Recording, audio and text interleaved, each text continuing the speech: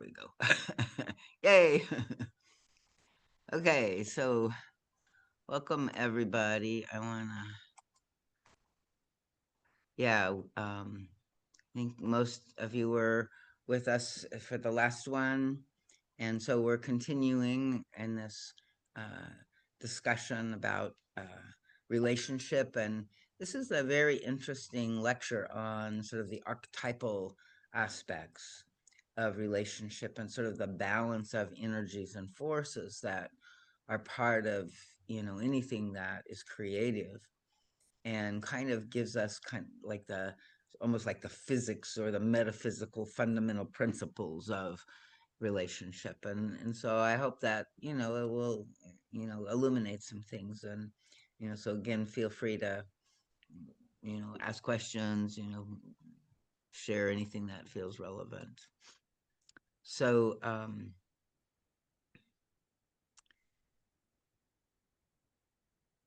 chapter 2, the masculine and feminine principles in the creative process.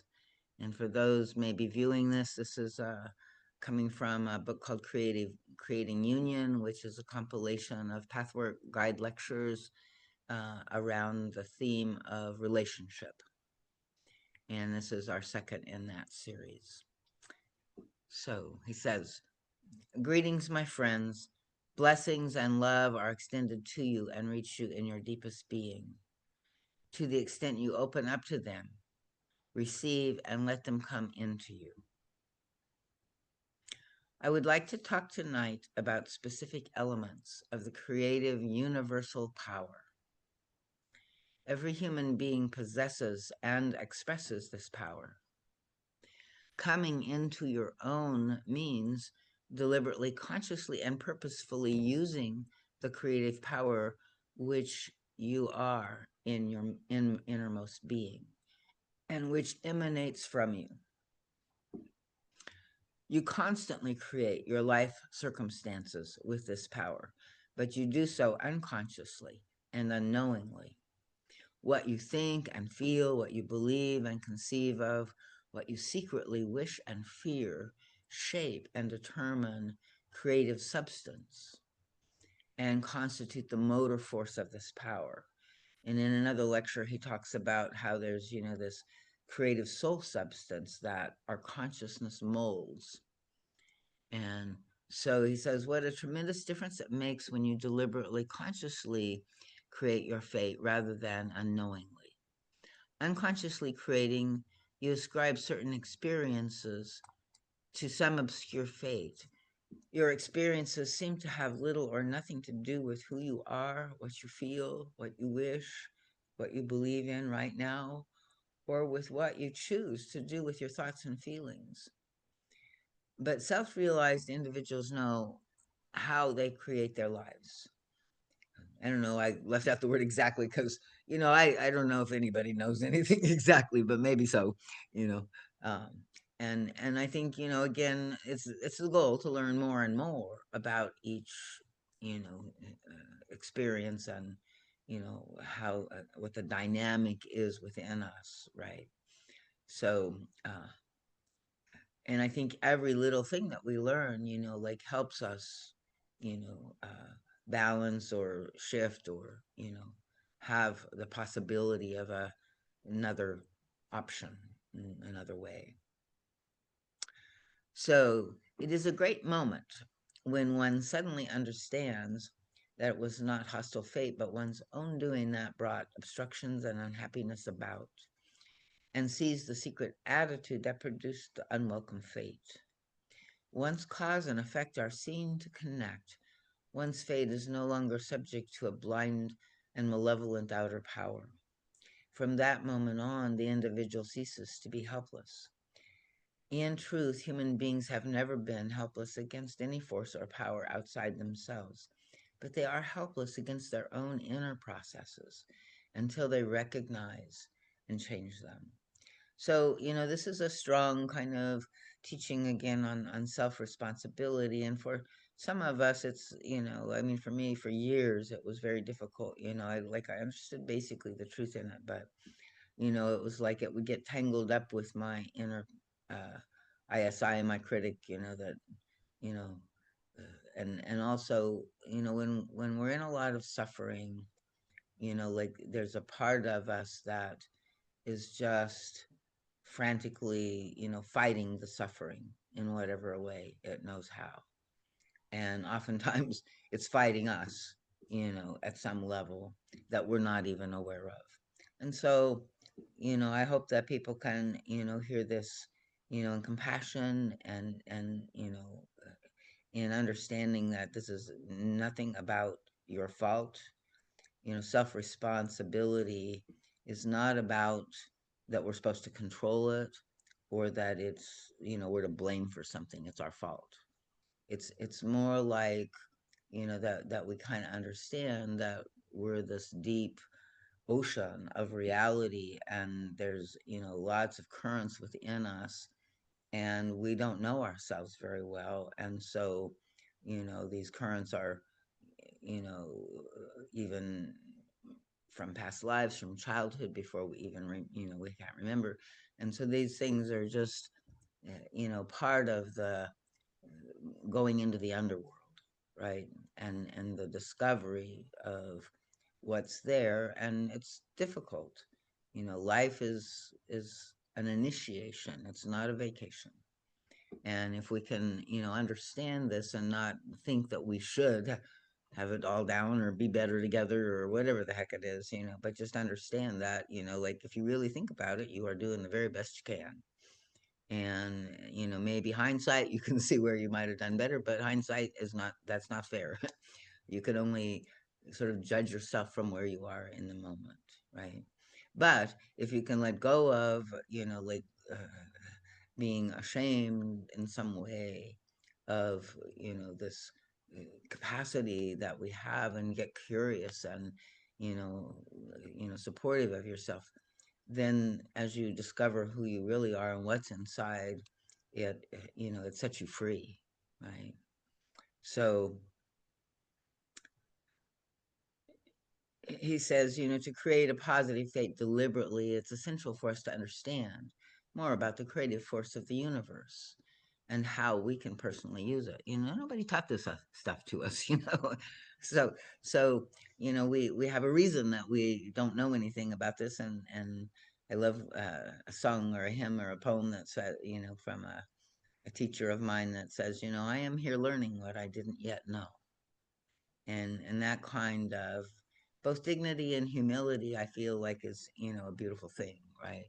I'm here, I'm learning, and I don't have to know it all.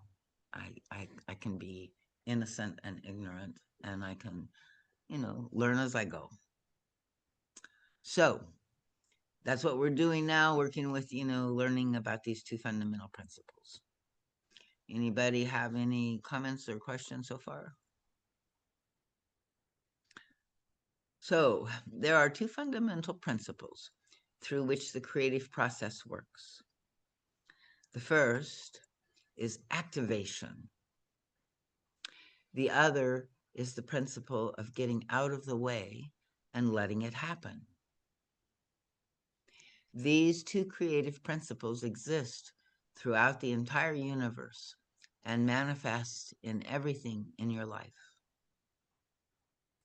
They regulate all that happens, desirable or undesirable, important or unimportant, from the smallest, most mundane occurrence up to the creation of a universe.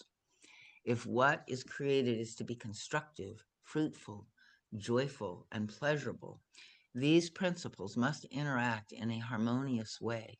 They must complement one another. If what is created is destructive, painful, wasteful, or unhappy, these two principles must also have been at work, only in this case they have been distorted and misunderstood, and instead of complementing one another, they interfere with one another.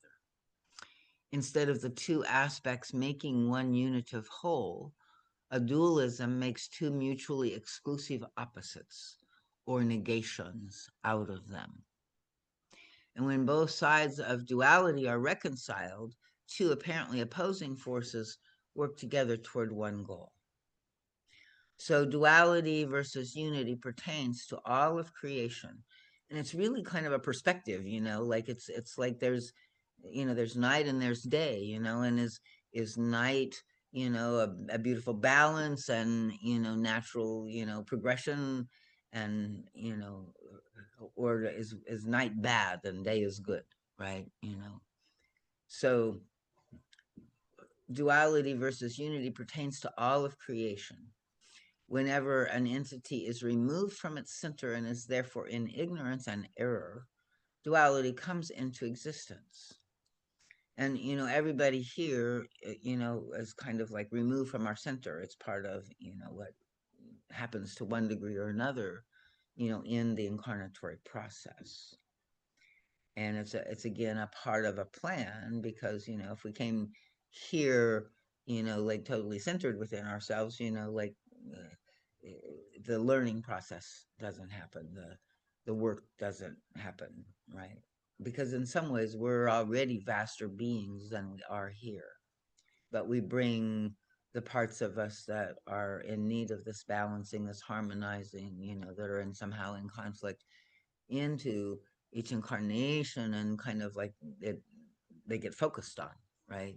So it's not all of who we are, but it's definitely,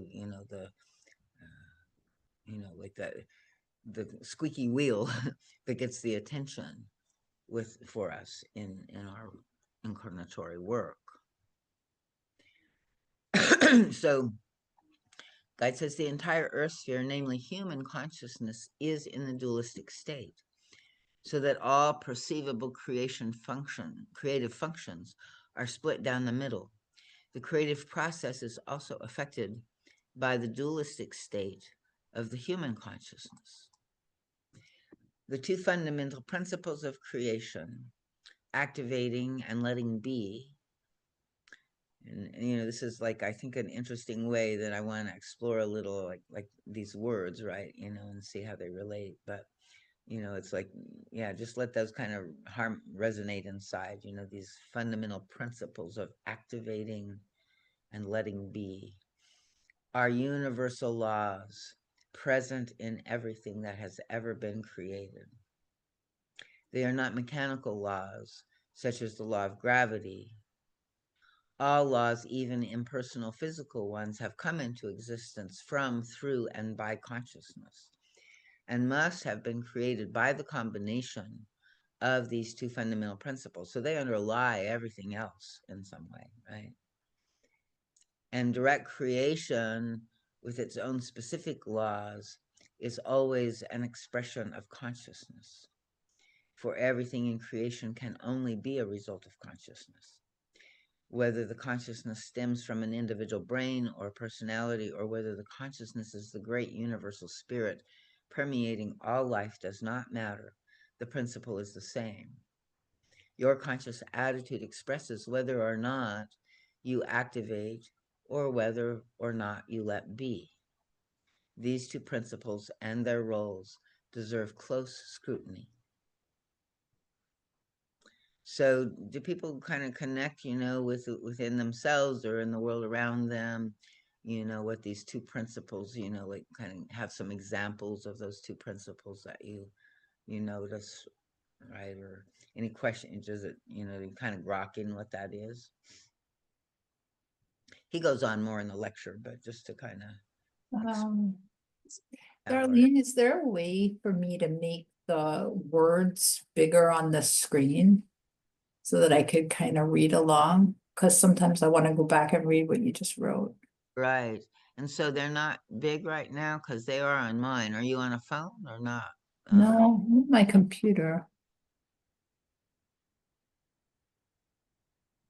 I might This just be is on the where I wrong. still am not clear, like how this is, it doesn't show up the way, and I don't even know what it's going to show up on the recording if we're going to see it, because that's what I want, is to get, get the words in the recording too, so I people mean, I can see them. It's just they come in like, yeah, it's fine. Next time I'll just move to a bigger screen. I'm just on a small screen. Let me try this and see if it helps. No, you know what I'll do? I think I'll just download it and then keep it on the screen separate. Thank you. Okay. Okay, let's see now. Sorry, thank you. Yeah, that's fine. Yeah, I don't even know. Like, I wish I had that gave you more understanding and control about this technology because it just always is such a mystery to me, and I have no idea, what it's going to even turn up like, and then I can't figure out how I got there and what's wrong and how to get what I want. It's just one of my uh, what places where I have disharmony in my active and receptive places, right? Hard for me to let this be. And doesn't seem to be useful to try to aggravate, just like my grouchiness about it. So, where was I? Let's see. So, yeah, so we were just kind of pausing to see, like, this idea. See these words that I accidentally move us. Where was I? Yeah, here I think is where I was. So we're gonna, talk a little more, but yeah, like, this activating this impulse of, like what I think of it a lot with the serenity prayer, it's kind of like, that, God grant me, the ability to, have the courage to change the things that I can, and, have the ability to accept the things I can't change, and the wisdom to know the difference, right? And so I think in that's one form of it. I don't know. I think it's very deep. So there may be other forms besides that, right? But that's one example of, for me in the human sphere, what activating and letting be is. And I have a very strong active will, so for me, a lot of the work is around practicing letting things be. And working with forces in me that say, you can't do that. You have to fight. You have to, be the Aries warrior or whatever. So, so, and again, it's kind of like in relationship now. We're talking about, he's using the term the masculine and feminine principles, right?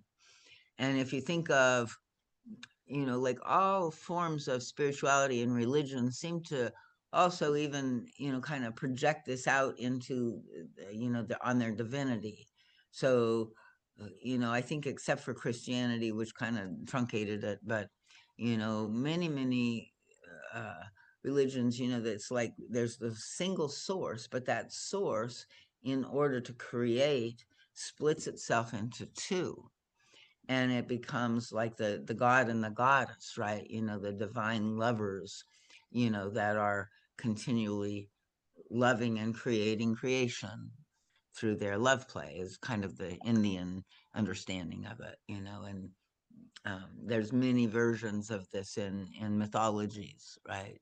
So uh, I think it's interesting, uh, today where we're working with all of these, non-binary and many, gender kinds of things to, find a way to retain the principles and recognize that, yeah, the principles are in different combinations in every one of us, right? And so our sense of gender identity, and all of that, has to do maybe with the balance of these masculine and feminine principles within each of us. And Jung talked a little bit about how, like we're, if we're a woman, we're seeking, the man outside of us that resembles our own inner, animus, so we have our, and the man is seeking his own inner anima in some way, right? And so it's like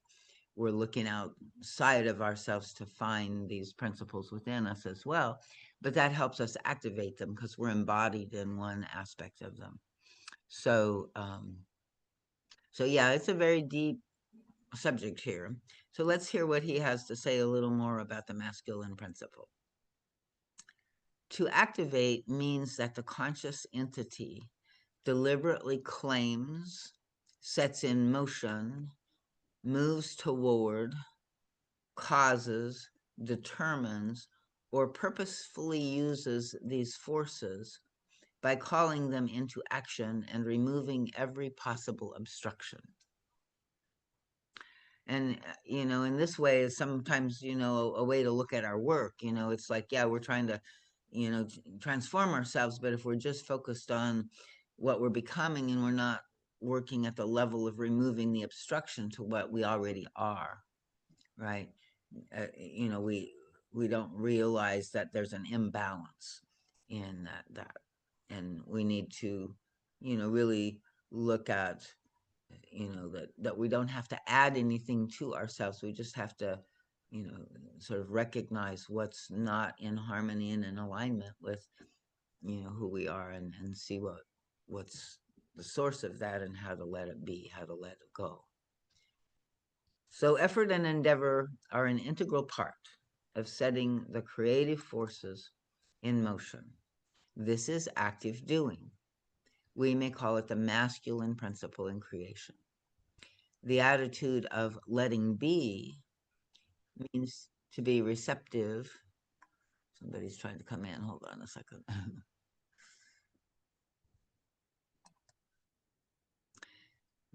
Skylar's joining us.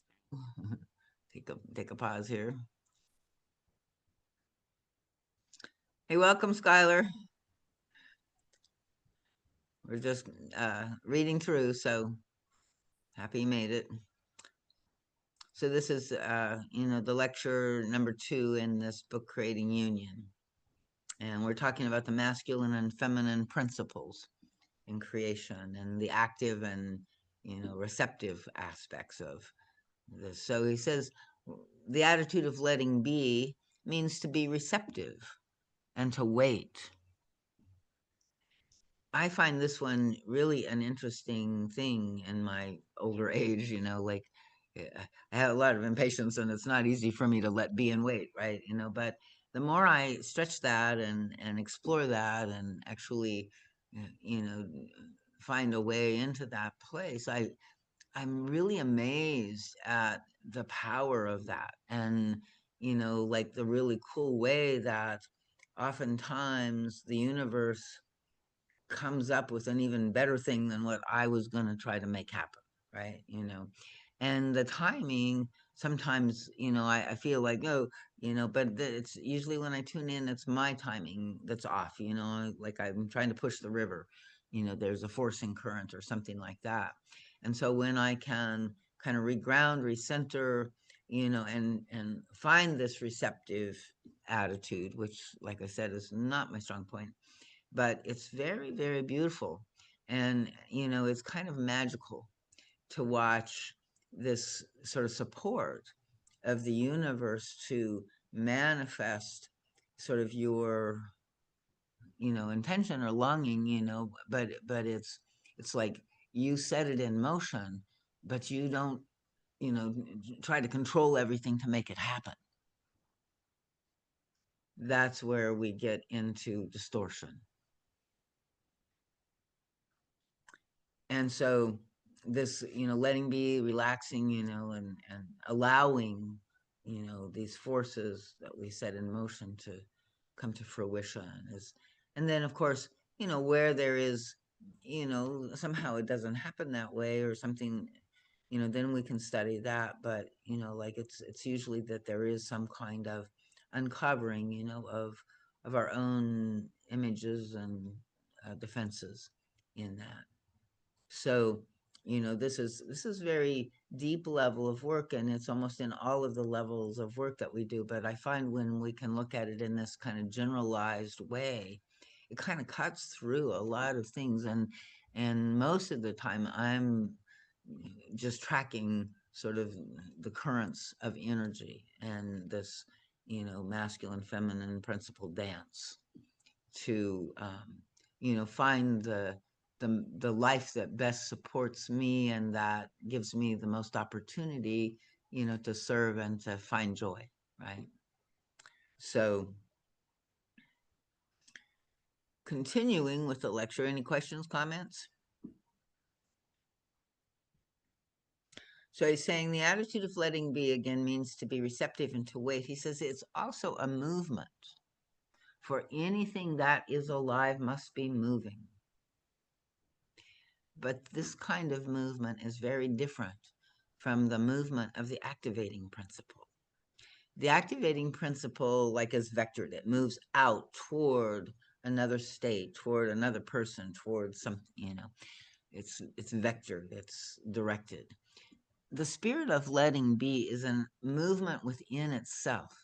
It is a pulsating, involuntary movement, while the movement of activation is deliberate and self-determining. Words are insufficient to explain these facts, and you'll have to listen with your inner ear and use your imagination and your innermost faculties to perceive what I'm telling you here. So take a minute, right, and see if you can tune inside. And mostly what I feel like when I hear this is, oh, that's the presence of the life force in a way. Like if I just tune in, uh, to the energy that's with me. I mean, sometimes there's, activated and charged emotions and stuff like that, but most of the time it's just this, sort of pulsating, vibratory experience of being alive, right? So maybe that's not everything of this, but that's a kind of way that you might connect with it and sort of just enjoy it. Sit inside and see if it feels, cool or fun or pleasurable in some way, to feel your life force vibration. Breathe and, connect with the earth, feel your feet. And there's something about, sort of being in the here and now in this thing, and it's not going anywhere. There's kind of no future, no past. That also is very powerful, right? And so it brings us into a different state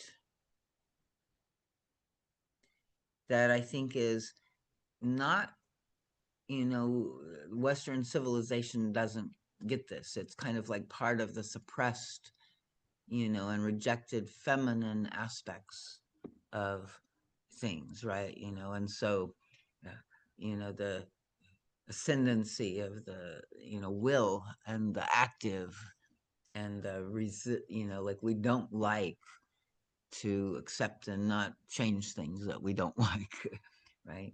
So, but yet, the more that we do the forcing, the more we try to, reject it or push it away, the tighter it clings. It's like, it's a law. So, learning this feminine principle is like creating a space to let everything just be as it is. And when we can be in that place of acceptance and holding it, then oftentimes it's able to, change itself or move itself. And, other times, like, what we discover is that there's some kind of doing that surfaces, that arises, but it arises out of a grounded being state. And so that doing is usually more, effective, more in the heart-centered place, more, aware of like the larger context. So that doing becomes, much more elegant when it arises out of this feminine state of being. And so part of what I believe is our work, is to kind of practice, hanging out in that, receptive, uh, principled place, and, and sort of learn how to sink into that, relax back into that, and be in the here now moment. And it's in that clarity and, movement will arise, and it'll arise in an appropriate context. So that's one way of this harmonizing of the masculine and the feminine.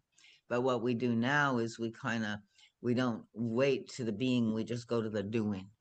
And so we often are doing in response mostly to our projections and not what's really there, because we're not present to it.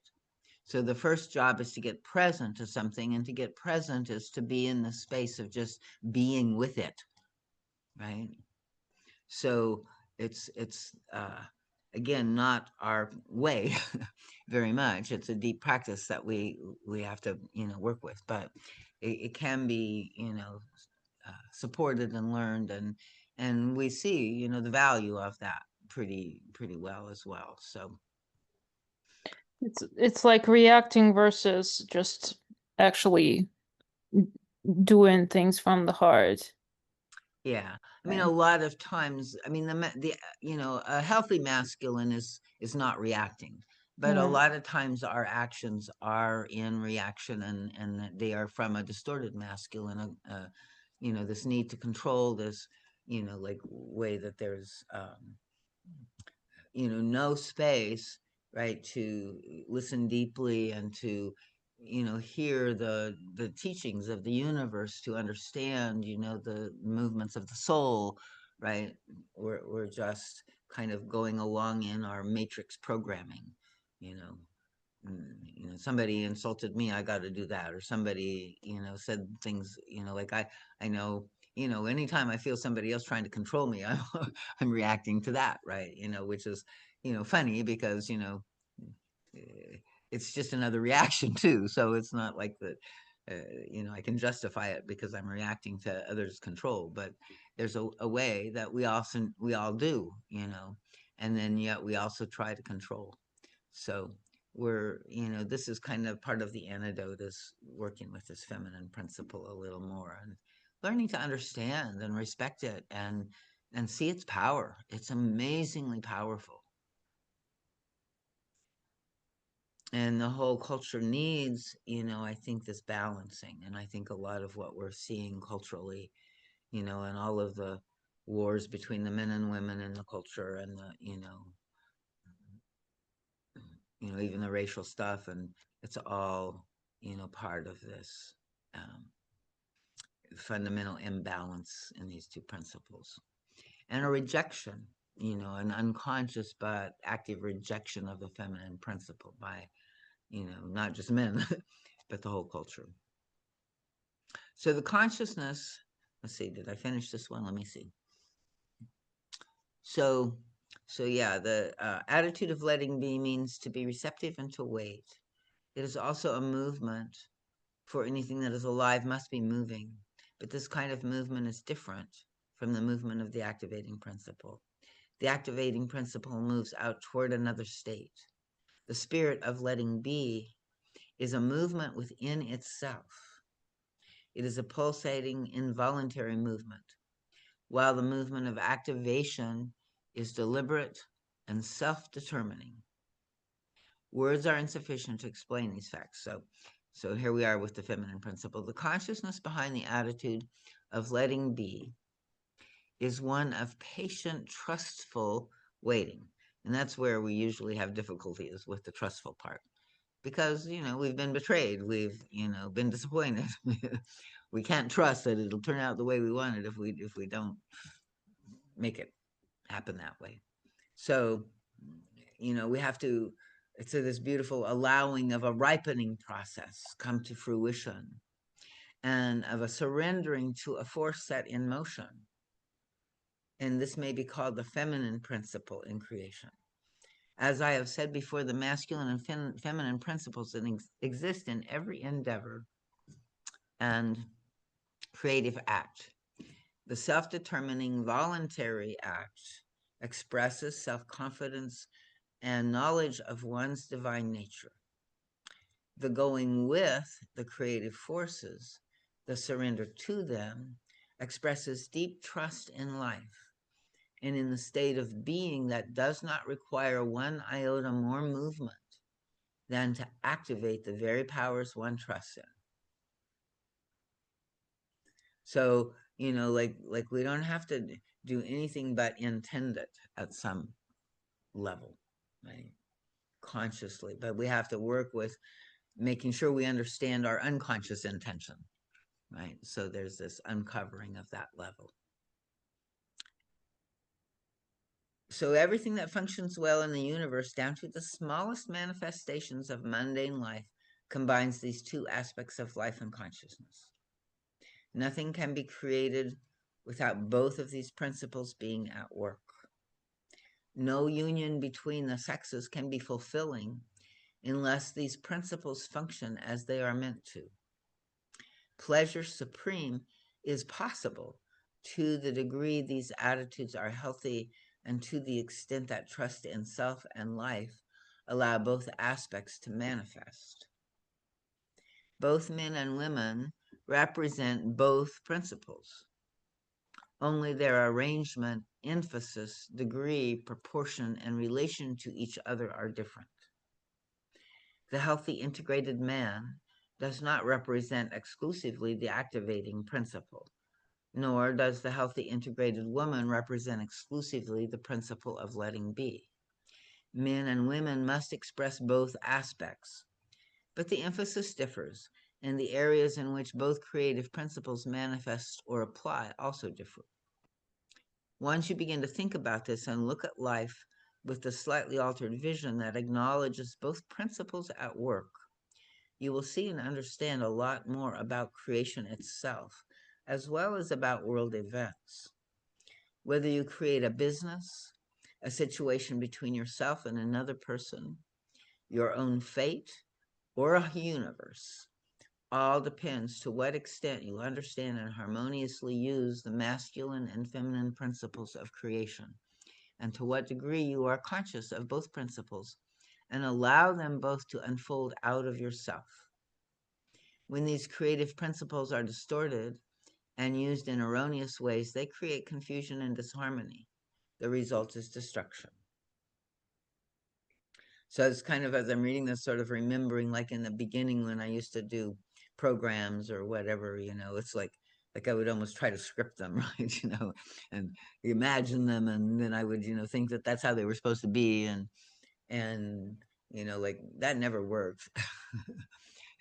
So way too much of the, controlling, activating, and then, now it just seems to also be my own study. I don't know what the right balance is totally, but it does seem like, like I have inspiration and that activates me, and I, activate and do things, create programs, write, you know, stuff to put on my blog or whatever, so I'm, you know, activating in that way. But a lot of things, I get inspiration and then, like it's coming to fruition, or, how it manifests. Like I used to worry a lot, like this, we were doing the sweat lodge coming up this weekend. And in the old days, it's like I would,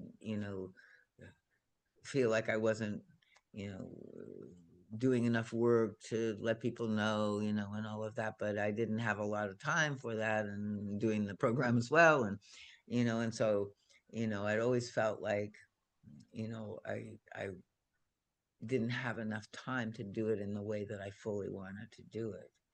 But I realized later on that the places where I didn't have enough time was where I was trying to do the work of the universe. And if I sat back or, continued to, hold my place or, do the inspirational piece or, make sure that everything else, the space was, held and, I was preparing for it internally in some way, but that I didn't, like have to try to drive it and to, again, trust that who comes is who's supposed to come, and that I can also, I would worry a lot about the weather, right? And during those times, the weather would never cooperate. And I've been sitting back, lately and just kind of scratching my head because it doesn't matter, when I'm doing it, the weather always is turning out perfectly. Or if it doesn't look like it's perfect, I will stay the course. I will stay in the receptive principle, and all of a sudden the weather will change and for the better, and it'll all work out, right? So I don't know if that's an example of this, but it kind of feels like it, right? So Yeah, in the matrix programming, it's in our culture, it's you gotta make things happen. Like the activating person, you gotta make it happen. exactly. So it's like you gotta even it's to force a result through manipulation of situations, of people. I just find that very fascinating. Like, especially in business settings where it's like the culture, the business culture is like Got do force like if you And take a step back, compete and yeah, fly yourself over the other guy, and yeah, yeah, no, it's incredibly crazy competitive and hostile, in its basic culture. It's like, yeah, intense. So, but hopefully I think we're kind of hitting the I think everybody's getting exhausted from it. I hope anyway. So, and there is this way that, it kind of, like the guide says this, the imbalances, will eventually, they're never permanent. They're eventually going to run out of steam, or, become so painful we we change in some way, and begin to uh, move in a different way. So, but sometimes it does. It takes a lot, for us to understand, or to realize, that again, who would have thought that you shouldn't keep trying to make things happen, right? I mean, that's such a, standard of our culture that, you would be considered crazy if you, told somebody, no, don't do that, right? So again, we're kind of in the transition between one world and another, and we're kind of like, we get how the world doesn't work on this level, and even, how it would work better, but we're still in the midst of it, and we're doing that same work internally, right? So we're a part of that transitional space of psyche that all of this is happening within, and the reconnection and affirmation and exploration of this, the feminine principle here is really beautiful. And a lot of the rejection of the feminine principle is going to come, like this next section he talks about, like when one side is distorted, the other side is distorted, right? And so we have, definitely distorted masculine, but that's also because there's distorted feminine. And I think in one lecture, I don't know if it's in this one, he actually kind of suggests that, it's like the feminine distortion, was like the first thing, and then, but who cares, so let's read a little more about these distortions of the masculine and feminine creative forces. It says, a man cannot dare to be fully a man and activate the creative force in a deliberate and purposeful way when his unconscious is still steeped in hostility, rage, and anger, because the activating principle then threatens to express these destructive impulses. And that goes for women as well. There are many men as well as women in this world who are still so undeveloped that they have no compunction about expressing their destructive impulses. They do not mind activating the masculine principles, even though it brings forth the most violent and negative actions. Only when development proceeds further and the individual no longer wishes to express violence and destruction will he or she become frightened of his or her own active principle and therefore hold it back. So I think this is like a very, interesting and powerful thing that he's saying here. And I see it a lot, it's like, when people reach a certain, you know, I mean, there's people all over the world that have no compunction about expressing that masculine principle in a very, controlling and negative and harmful way. But, they don't have a conscience about it. We call it psychopathy or narcissism or whatever, but you know it's they're a different level of consciousness. And then there's people that, when every time, we raise our voice, or we, get a little tense, we feel bad about it. Or we create conflict in a situation, we automatically kind of take it on. And so,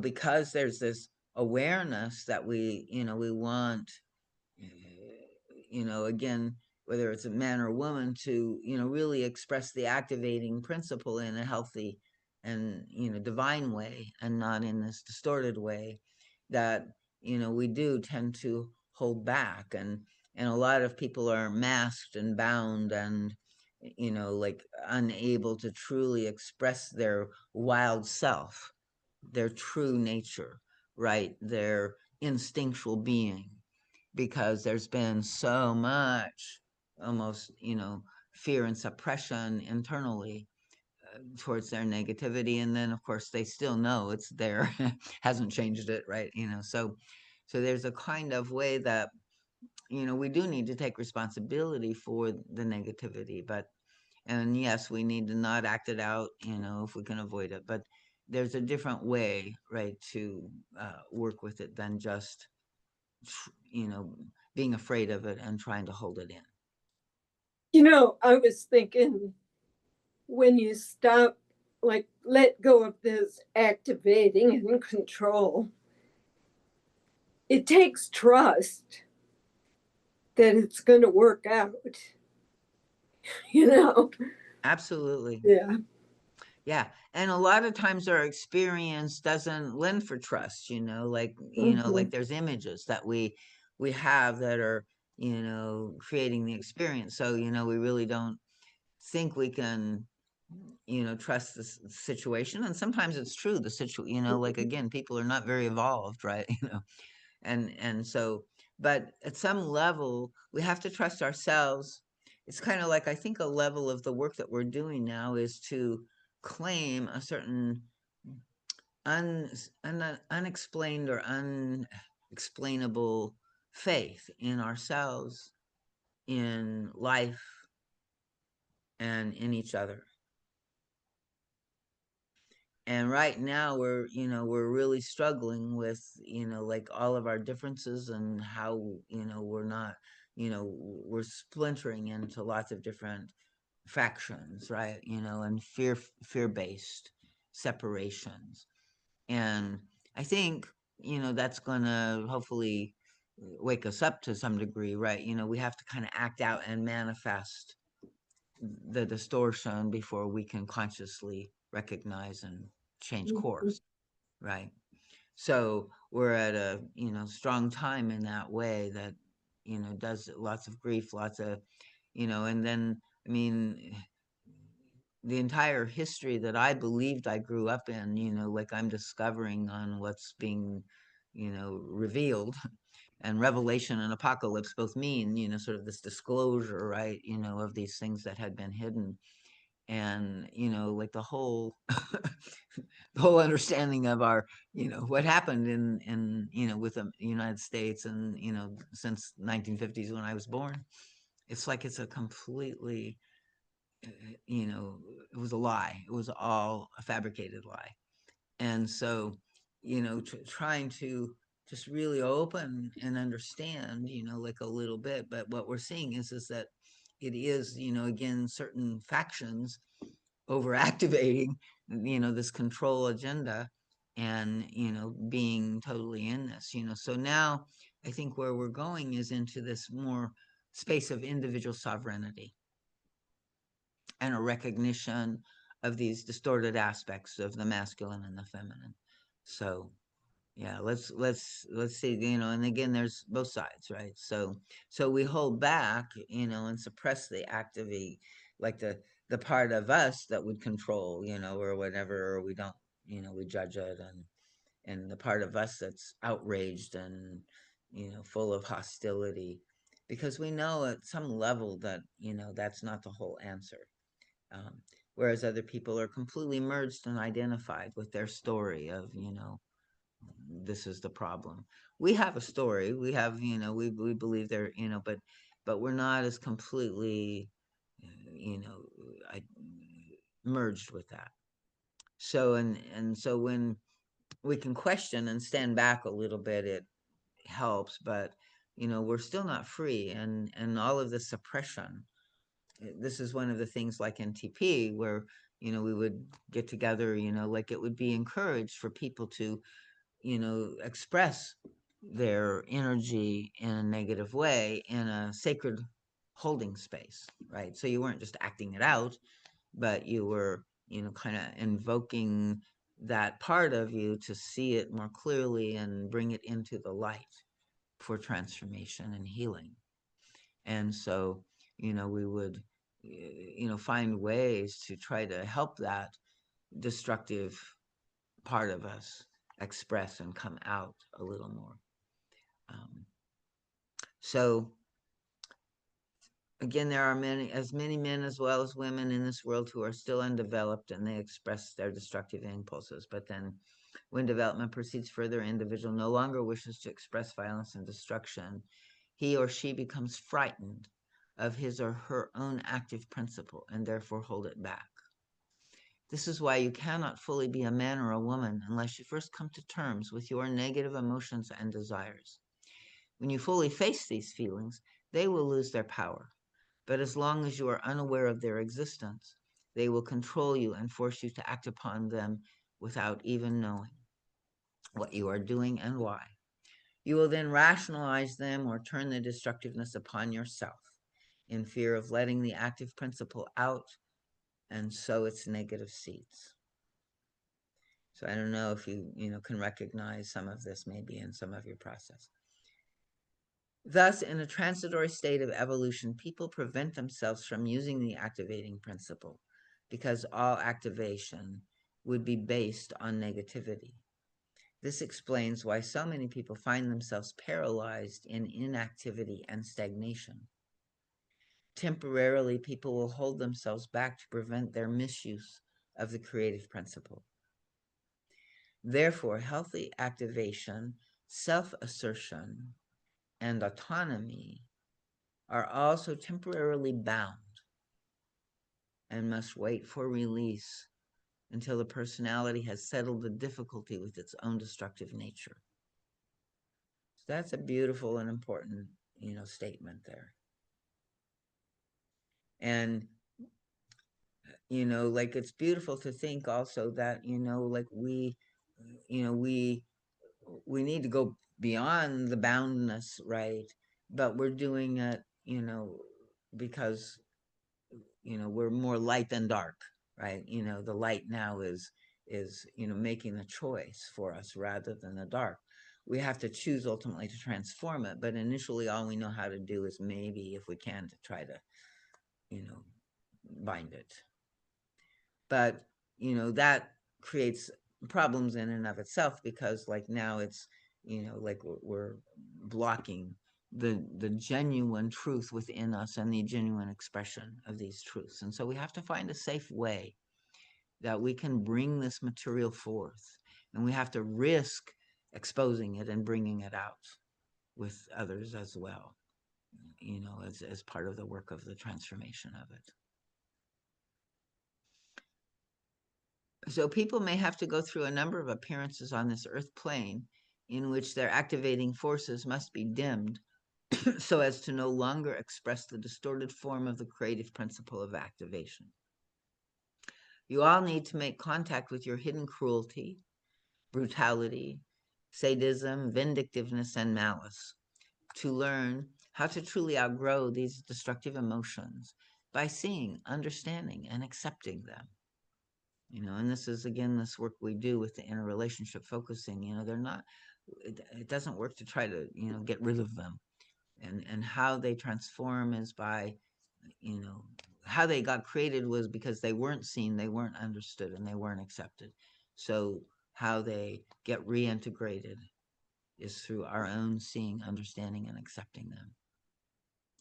So only then do you become genuinely convinced that there is no need for destructiveness. And it's like when we know that deep in our heart, or, like, and we're no longer reacting to trauma or to, old fears, then, we can naturally not react, right? We can respond instead. But that, it takes a little bit of work to get there. So as long as destructiveness is not squarely faced, this conviction is lacking. We as long as we're, are not fully conscious in our destructiveness, we don't recognize the truth that there is no need for destructiveness. And we need to see, what the belief is, what the, like the defense justifies itself, right? And so we need to crack that cosmic egg a little bit. Because otherwise, even if we try to control it, it's again masking, or it's not going to really do the transformation. And where the transformation comes from originally is just from the choice, like, to recognize and choose and sometimes choose again and again because trauma brings it up and we get unconscious and, you know, have to face, you know, what's in us. But each time it's to see it more clearly. Each time we can go and be that space. Again, the receptive principle to hold, you know, the emotion and the consciousness in all of that. So, and we hold back mostly because we're afraid of retribution and other consequences. So like, you know, we know people won't love us or won't like us if we let it out, you know. So again, we're, you know, kind of containing ourselves, you know, not only from the higher self desire, but from fear of, you know, outer consequences. And only when you have the courage and honesty to fully see and accept the damaging emotions and desires within yourself, only when you totally comprehend and evaluate them will you see without a shadow of a doubt that they are superfluous as defenses. They don't work, nor do they serve any other purpose. And as these feelings become obsolete, and you need no longer be on guard against your own spontaneous reactions, you know, and again, that doesn't mean that, yeah, you know, you're not going to feel pain, but, you know, these defenses do not really help you in the pain of life, right? And so we learn that, again, this receptive principle and this holding ourselves and this being with our experience, you know, is in a whole other way instead of fighting or trying to control it, you know, that like allows, you know, the feelings to naturally just flow through us. What we resist persists, and what we, you know, recognize and understand and hold space for, you know, we can breathe through and it will naturally change.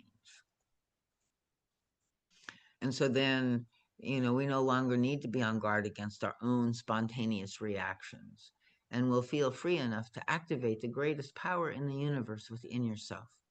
You will no longer fear this power, for it will be free from pollution, perversion, and distortion. You can then claim your birthright. You can then call into being your own creative forces. It often happens that a person is sufficiently cleansed of destructive distortions so as to safely use his or her inner powers. And that's a part of what we're trying to do, is also awaken and embody, you know, more psychic and spiritual powers. And we all have them. And, you know, part of this transition, I think, is to do that. But again, we have to purify, because those powers within our distortions would, you know, be even more destructive. So, but the old habit pattern of holding back is so firmly rooted that the personality will needlessly forego the use of the activating principle. So sometimes we hold back when we shouldn't be, not yet aware that it is safe to use this power. The destructiveness that still exists is no longer dangerous because it is now sufficiently conscious.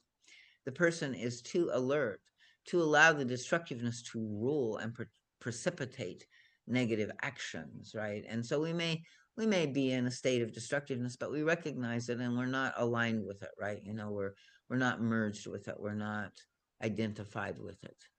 And so, you know, we're not trying to, again, make it go away, but we're not feeding it, egging it on, you know, living in its space of distorted understanding. So the individual does not yet know, however, that with the same power that can handle the remaining aggression, he or she can also use the greatest forces in the universe that are within the self. Now, becoming godlike, one can use the activating power to create circumstances according to one's own choice.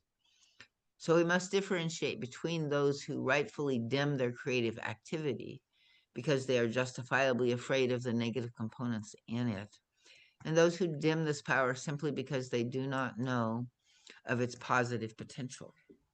They are like a person who has been asleep for a long time and waking up has yet to discover the power of all his faculties and the scope of their unfoldment.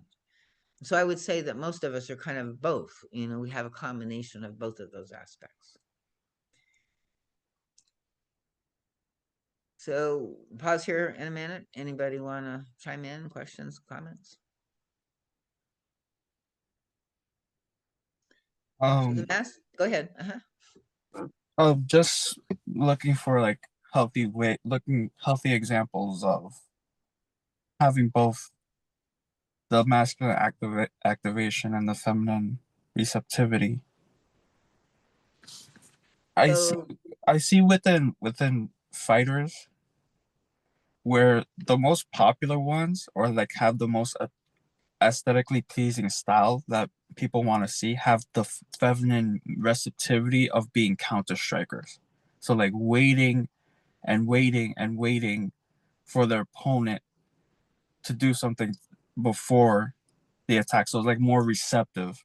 It's a right, more receptive style, but right. it's very pleasing because they come up with such creative combinations or techniques. And I was like, oh, so Yeah. Good example, and then they still activate, when the yeah, timing is right, so yeah, the activating principle moves out, but it's in this movement of, being in that space of the receptive first, right? So if we put that as the foundation and stay present, then the activity will be, guided in a way, right? And it will come in this beautiful, creative, elegant way. Yeah, exactly. Good example. So the feminine principle of receptivity, of letting the activating forces work their lawful way toward fruition, is distorted when the entity refuses self-responsibility. In self-activation, if self-activation is relinquished, and instead of surrendering to the self-activated inner powers, one surrenders to another person's authority, then the role of the creative feminine principle is perverted.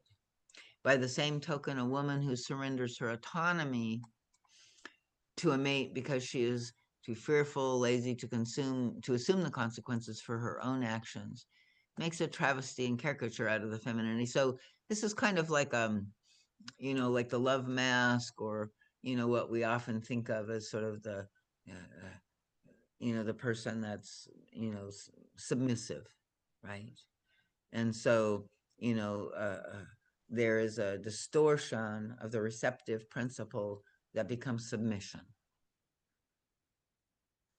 and this surrender will never be motivated by love and trust in him, right? Her aim will not be to experience ecstasy by uniting the two creative principles in this particular manifestation. Instead, she surrenders to him out of fear of life, refusing to assume her obligations in life. Such distorted surrender cannot bring anything favorable to either partner. When a woman wants to be a parasite and burden her partner with the brunt of her responsibility, she is cheating life. Now, life cannot be cheated, right? And this is kind of like there's a way in which, again, you know, the distortion in the feminine, the submissive thing, it's like we need to, you know, wake up or whatever, but it's kind of like to again, not eh, on any side, we're not treating aggression as, something bad, right? So it's important that we don't treat this kind of submission, to understand it, women have kind of been forced into the submissive role by governments and cultures for, thousands of years. And our power has always come in these times, in this way of manipulating, or of, having this underdog kind of form of authority and power. And so women, often become, but it's usually in distortion, and it's manipulative, and it's, like controlling and demanding in their own way. And the guide even talks about how the love mask, is as controlling as the power mask, right? In its own way. So, and yet, all of this is coming from, again, PTSD from, you know, like so again, we want to look at these parts of us, right? That are in fear, right? And while fear is, again, the lower self, just like aggression, negative aggression is, right? That we also have compassion and deep understanding, for the parts of us that, you know, are not yet at a place, where, you know, and it doesn't make any sense to us. And, like the guide is saying, you can't just overlay anything on top of the reality of your experience, right? Again, that would be the active distortion of the active principle. And you have to wait for these things to become conscious within you, and you recognize, and it's just timing, right? So it's all just understanding this larger balancing thing that we're exploring here in these two things, and how it's in the culture and then it's in us. And so we've learned, to fear our own self-determination, and that's a form of our own self-enslavement in some way. And yet, like, you don't, the woman who's been abused or whatever, you don't, say they should have been different or should have done something better or something like that. So thus the feminine principle or femininity is often wrongly associated with helplessness, passivity, and inferiority, while the masculine principle or masculinity is often wrongly associated with brute force and superiority, right? And this is again in the culture, right? And it's enforced and expected in some way, right? And so, we get hypnotized, or we get, terrorized, Stockholm syndrome, into going along with this. In reality, a woman cannot truly be a woman unless she is self-determining. In the terms of this lecture, a woman has to be secure in her selfhood by activating the creative principle within herself. For only when she is accountable for mistakes and willing to accept and learn from them can she be strong and self-responsible. Then she will be unafraid of total surrender, of letting go, of allowing the involuntary forces in herself to guide her. And part of this is, like it's all a learning curve, and so we have to, like accept mistakes. It's like, and things that didn't work out, and how we didn't understand, or we lost something, that was, we thought we were going for. And like the whole story gets, different than the dream, than the vision that we had of who we are and what we're supposed to be. And when that happens, right, it's a big shakeup. And we're interpreting it, through this lens that, says we failed, and like, and then we get more afraid, and we can't activate from there as well, right? So conversely, a man cannot be truly a man when he is not free from destructiveness, and when he is not willing to let the activating principle go to work in its own fashion. In other words, he must observe the feminine principle in order to fully activate the masculine one. And some men are very passive too, in many different aspects of their lives as well, right? So that's different than this receptive activation.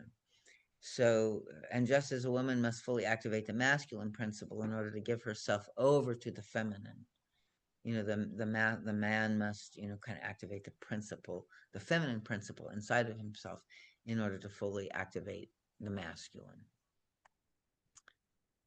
Harmonious interaction. This interaction between man and woman expresses the two sides of the creative power in a very obvious way. Union between the sexes is satisfactory to the degree that the two sides are in harmony within each partner. Only when that condition is fulfilled can harmony be established between them. A man is justified in fearing the activating forces as long as he is unaware of his destructiveness, and therefore cannot control it.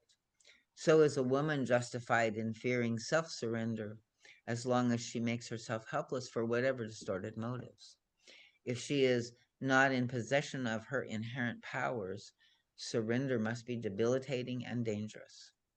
Since men and women express both the masculine and feminine principle, They must both cleanse their activating powers of violence and hostility, and both need to learn to ascribe the cause of all that happens to them to the self, rather than blaming outside factors for their suffering. When working on themselves on the path of self-transformation, both men and women come across the identical lower self patterns. So we see, in both of us, they find their false aggression, hostility, violence, overactivity, impatience, refusal to wait for the powers to lawfully come to fruition. They also find their false receptivity and false letting go. That is denial of self-responsibility, following the line of least resistance. The guide uses the term laziness a lot. He also has a lecture that says that that's really fear, right? Trying to find an authority who will take on what is really their responsibility is one such way to evade accountability, right? We're waiting for, you know, something, from the other person in a way. Both men and women therefore have to work out the same problems, and it's not even that, the other person, it's right that maybe they should come forth with this, but, if we're waiting on them, we're not activating our own, powers where, there could be a way in which, working through with our, we hold open to that surrendered place, and it no longer triggers us or whatever, we have our own magic inside that we can sometimes do. And then, again, whatever is triggering us has these deep roots in our soul history and our childhood, and so again, the fact that people trigger us, that's part of their job. and in some ways, it's we don't like it, but it really is that they are good enemies, because they otherwise we wouldn't see and be aware of some of these things inside of us, and be able to work with it.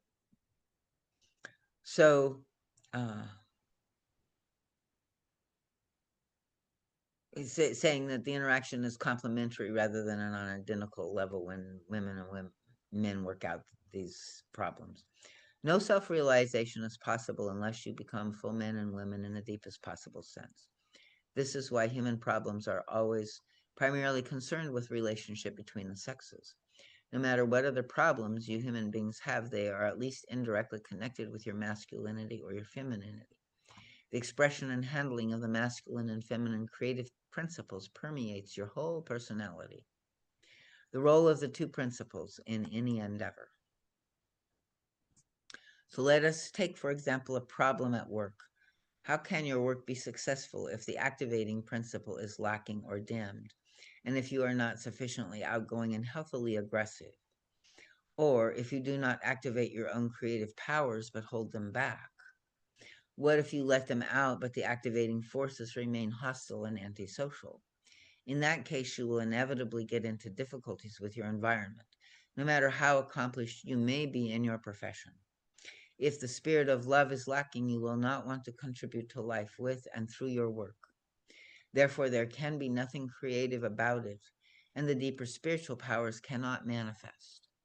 If, however, you want to enrich life, you can safely enrich yourself by and through your activity, without falsely feeling guilty about your healthy aggression.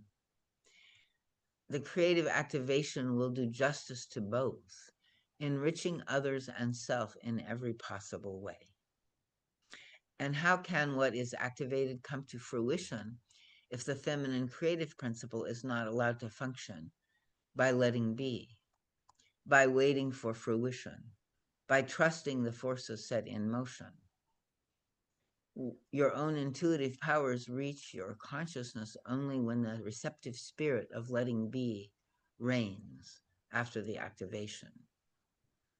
And then you can be guided according to the highest wisdom, that of creative inspiration necessary for all successful work. It too consists of two aspects. Inspiration must be deliberately activated by the mind. We want to consciously seek it, right? And then we need to allow it to flow, to take its course. We need to spend time doing nothing in the forest, right? Or taking a walk and letting our minds drift, right? It's like, at least that's when inspiration often comes to me. wake up in the middle of the night, something is there. And so, we need to give the mind space for intuition to come in. And it's saying in its own fashion without interference from the mind. So if we're constantly thinking, we're kind of blocking out that channel. The laws indicated here are applicable to all endeavors. Whether you do menial labor, work as an artist, a scientist, or do anything else, the law is the same, although the degree to which these principles must function may vary. Simple menial work can be done mechanically and yet relatively efficiently, though it can also be a creative act when it is done in this spirit. And especially if it's done in the spirit of service, I find. Artistic and scientific or spiritual work can never succeed unless it follows these laws of creation. So your work must fail, as your human relationships and partnerships must fail, when the masculine and feminine principles do not properly interact and complement one another. Needless to say that in all these areas, the relationship between the two aspects of creation varies in emphasis at any given time or phase.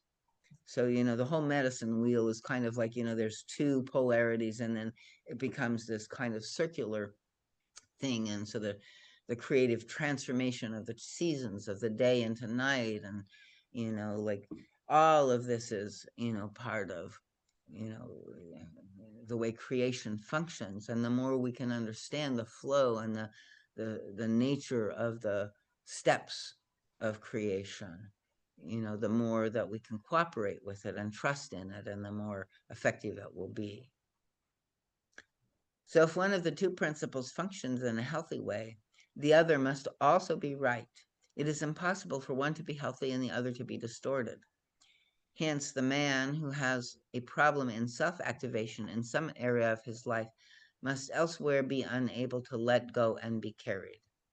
It would be false to assume that the man who is not sufficiently active and aggressive is so throughout his total personality. He will inevitably discover an area in which he is overly active, overly masculine, precisely where the feminine principle should reign. The distortion is a compensation for the underactivity in the place where he should exert his masculine activating forces, but does not. Conversely, the man who expresses an exaggerated form of the masculine principle must harbor areas in which he is too passive and expresses the distorted feminine principle.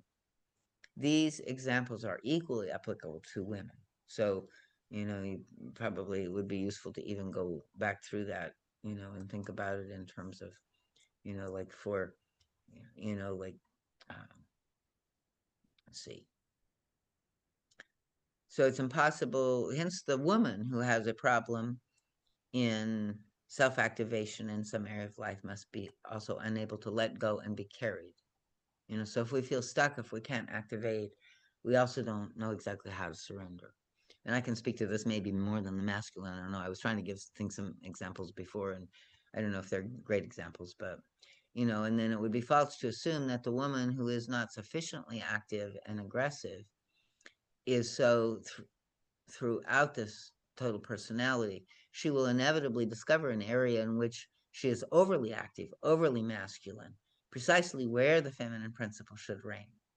So the distortion is a compensation for the underactivity in the place where she should exert her masculine activating force but does not. Conversely, the woman who expresses an exaggerated form of the masculine principle must harbor in areas in which she is too passive and addresses the distorted feminine principle. Okay? Does that make sense? Like where we're overly active, and kind of are expressing a lot of the controlling and dominant and aggressive principles, especially in distortion, there's a way that we haven't activated the feminine, and then vice versa. Like if we're too submissive, it's like there's a overactive masculine that we're controlling, we're afraid to let out. If it came out, it would create problems. If it would come out, it would prove that we were the bad guy, right?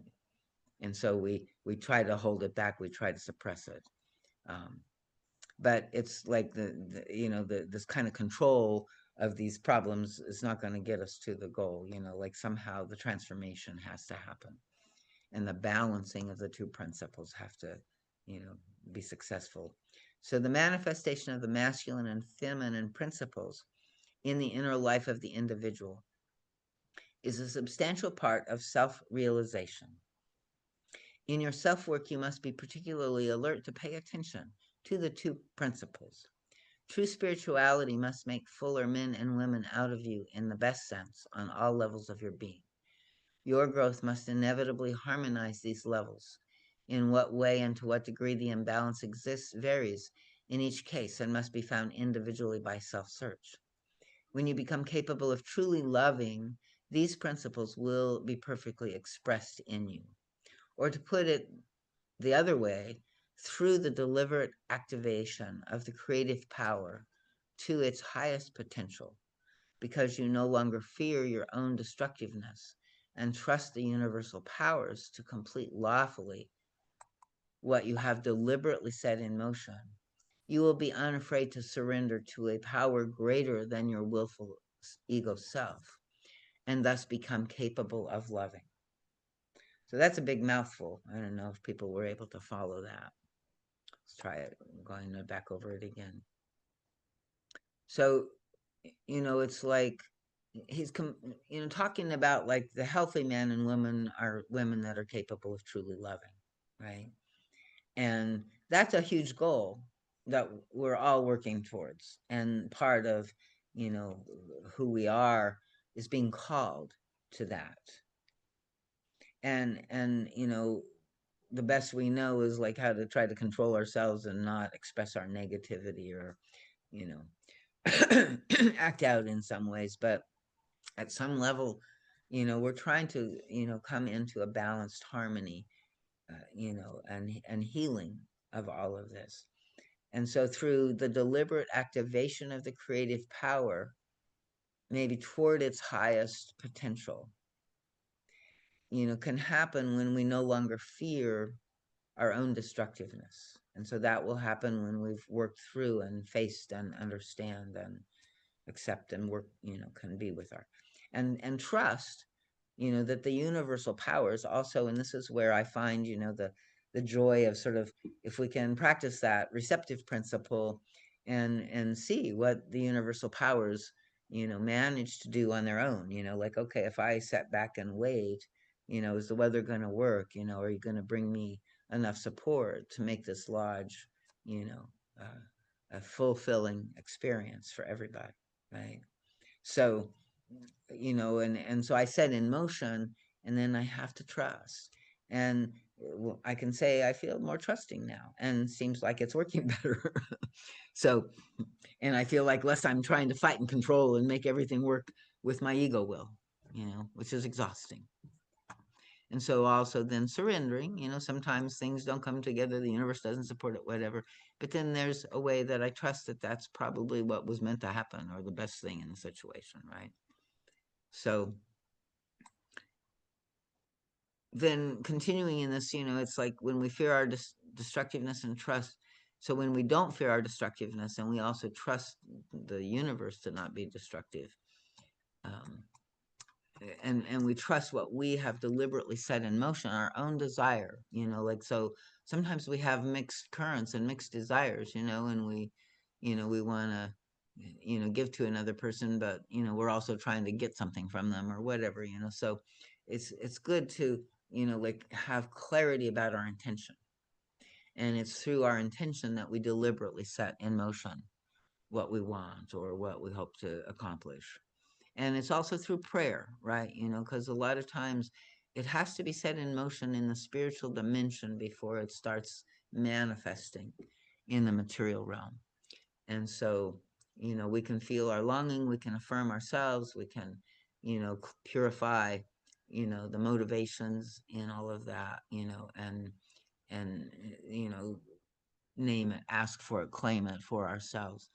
And then, we will be unafraid of surrendering to the forces of the universe, that are greater than our willful self-ego. So in some ways it's also like, the prayer at Gethsemane, it's like, okay, please, like, don't let me go through this, or please let me have this, but if it's not to be, then thy will be done, right? We can accept and trust in what's happening without fearing that somebody's punishing us, or it's the result of our own inaction, or our mistakes, or our badness, or anything like that, right?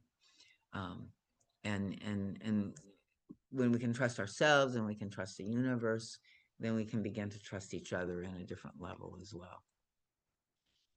So whatever you do then in this spirit will be creative, and will combine these two aspects of creation. The desire to give to life will never be threatened by self-impoverishment. On the contrary, the loving man will activate a sublime power in himself and his mate for the purpose of enriching them both. Her trust in him will be warranted, making her self-surrender justified and dignified, and enhancing her individuality. And again, this is kind of in the old style of, sort of the, so again, you can think of this, these aspects. And so there's some parts of a man who also has to experience this self-surrender justified and dignified, and the woman who has to experience the trust in her own self-activating, right? And then in people that are transgendered, or like mixed, like, or non-binary in these different ways, right? It's still the same. It's all inside of us. It's just that we're recognizing that it's not such a complete binary thing, and it comes in a mixed and kind of all kinds of varied aspects within each of us. But in all of that, there's still distortion and healthy balance of these two fundamental principles. So giving up his or her determining ego will be for him or her a desired experience that need not be feared. His or her activation then becomes lovingly enriching to both. This is quite different from the kind of activating the pseudo-masterful man issues forth. He has an attitude that puts the woman down to aggrandize himself and makes her fear of surrender justified and reasonable. He therefore hinders her fulfillment as a woman. The surrender of the loving woman heightens the mastery. And this goes back and forth again, don't get this in too binary. Surrender of the loving man or woman heightens the mastery of self-activation in hers or his mate. She will encourage his or her, he or she will encourage his or her full selfhood, not competing with his or her activation, because it no longer is a threat. So I'm going to let you do that, and I'm just going to read because it's too complex. But you got the idea, right? It's like these lectures are pretty binary in this way, and it's like the principle is not, and so some of this is harkening back to the 1960s or whenever this was delivered. So she will encourage his full selfhood, not competing with his activation because it no longer is a threat. And her receptivity should not be confused with the paralyzed passivity, which is but a distortion of healthy femininity. The pulsating activity of the soul in the receptive state of letting be, the state of being, self-surrender is a vibrating force that contributes to the mate's selfhood and strength. When the letting go is a deliberate choice to forego the active principle at a certain point, because the person recognizes that other faculties must now take over, an enormous difference is experienced. The activating principle of becoming causes things to happen deliberately. The being principle is self-perpetuating and involuntary. Its effects occur indirectly. The pathwork itself requires blending of these two aspects. So doing our work requires both these active and receptive aspects. So I wish to show you right here how it works. So before we go there, any questions or comments on this part we just read through? It's complex, so you might even want to take a look at it and read it over again to try to find sort of how it can relate in sort of your own individual lives.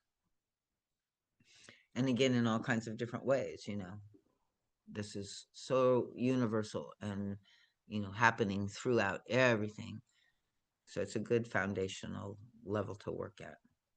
So no obstruction can be removed, no unhappiness eliminated, unless the personality, be it a man or woman, uses the activating power.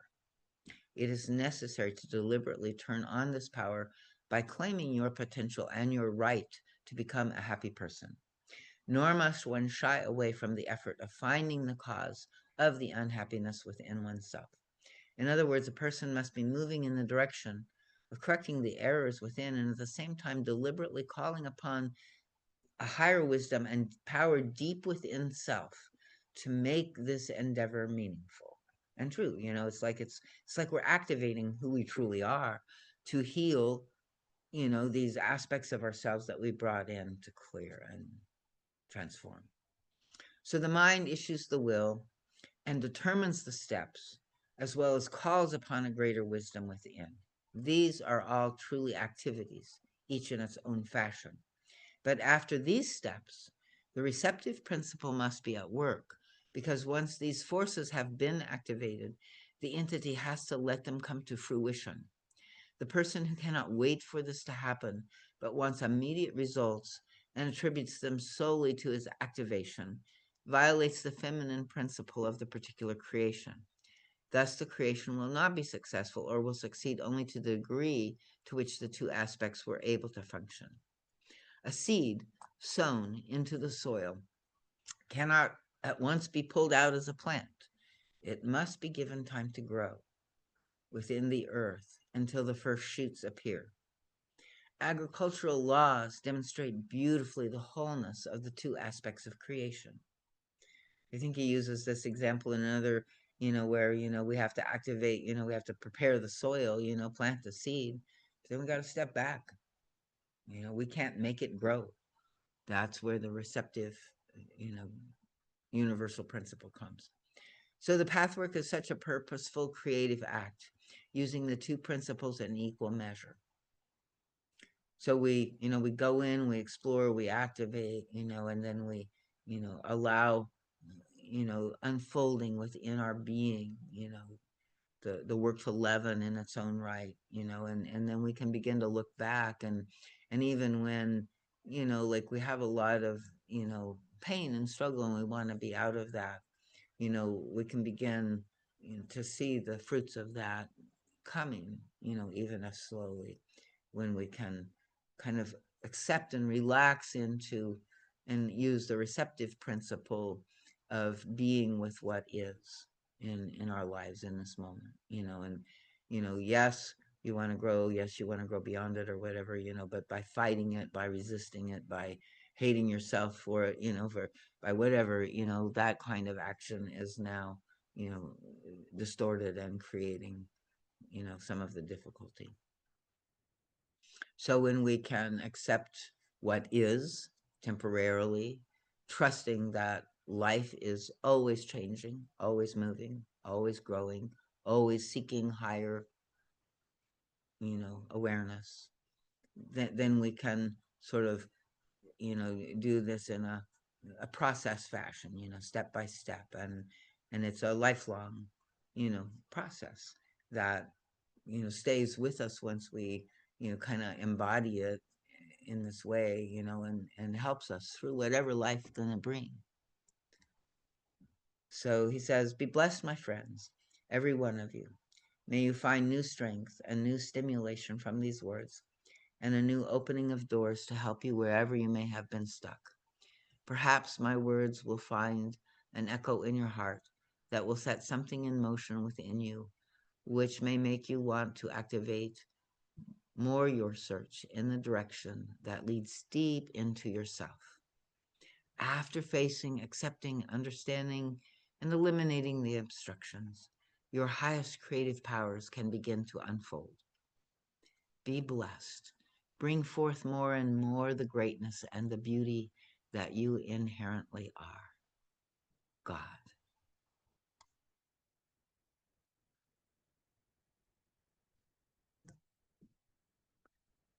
Okay, so I don't know if I should have left it up for people to try to go back to anything, but any last thoughts or comments? Yeah. Um, trying to understand. This is what my understanding of that last part was. So I'll use myself as an example. Because I feel like I don't know, I haven't done deep to understand myself, but I feel like I have more of the recept have more receptivity in that feeling, right? I become more insecure that I'm not um I'm not as masculine, so I'm gonna try to over emasculate myself to hide that feminine receptivity. Right. And that's not what I should be doing. What I should be doing is just accepting what is about myself and trusting in the universe. Like, say, if I want a mate, that, okay, the principles itself are non binary. So it's not necessarily male, female, whatever. It's just, I can find the complementary, whatever I have, I can find the complementary. Right. You are both and you need both. And, Yeah. probably what you're dealing with is, compared to, like the myth of the masculine that, lives in our culture and that wants that superiority and thinks that, you see yourself not fitting into that and you think something's wrong with you. And, the masculine culture in general, denigrates the feminine principle. And this is nuts. Right, they're equally sacred, and like part of the pain that most men are in, part of the whole thing they're doing similar to you. They're terrified of the feminine principle inside of them because they've been taught in this distorted way that there's something wrong with it. And so this is a part of what is trying to get clarified in our world and culture now. And the feminine is trying to be embraced in the right balance. It's like it's none of one isn't over the other one. They need to be in harmony Yeah. and dancing together. And so in some ways your mission like is embodying more than most men that of this receptive principle. But that's a beautiful thing. That's what the world needs. The world needs you here. And claiming that and not being ashamed of that and understanding how that works inside of you with your masculine. Because right now how it is distorting your masculine, and then that's repressing the positive activation that you need to navigate with. Yes. So Exactly. excellent. Thank you.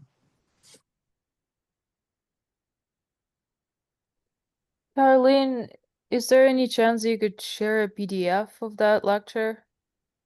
I mean, yeah, you can also just go online and like look up the masculine and feminine principles pathwork, and it'll give you a search for a PDF. Got it. They're on the pathwork. Got it. Thank you. And it's also what we're reading out of is this little it's an Amazon book, ebook, that's called Creating Union. And it's a little different than the lectures because these lectures that are in the books, they've edited a little bit, and sometimes combined a couple of lectures or something. I think that one is pretty much the lecture in and of itself, but not all of them are exactly the way the Yeah, PDF I is. found it. Thank you. Okay, anybody else? I really had to like pause towards the end and try to come up with something that seemed more that I could tolerate. And then I realized I think a lot of times when I hear this kind of lecture, like, I think that I try not to label, like, I'm more, like, I was a tomboy growing up and I've got a lot of those very assertive, which gets labeled as aggressive, but I'm not Right. aggressive. Like, I'm not, like, I was trying to like listen to it's if you're aggressive and then it was like, you know what, I don't believe that this is about male and female. And I try to remember it was written like when we still had the very clear roles, and I think that all sexes are trying to find their place, but we all have the masculine and feminine in us, like, and I'm just Yeah. trying to say that, okay, if breathing is intake and exhale, there's a masculine and feminine. So, but I realize I see how I can even like, uh,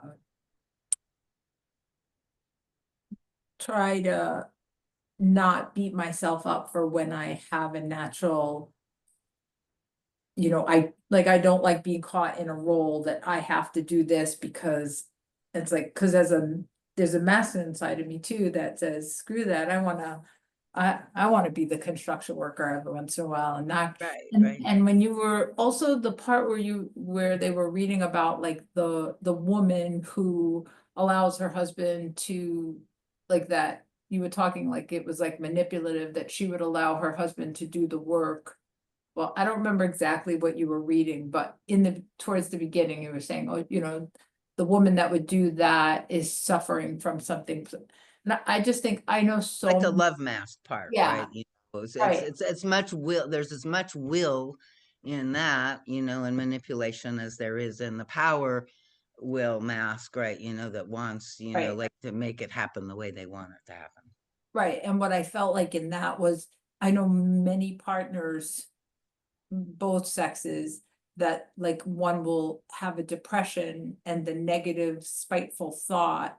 I mean, so I don't see that as like women do that, because I know lots of Men as well. Yeah, men. no, it's like he towards the end there's a kind of this strict gender thing, but for the most part I find he doesn't do too bad. And he is saying, this is universal, it's in all of us. It has to be balanced within us, Yeah, healthily.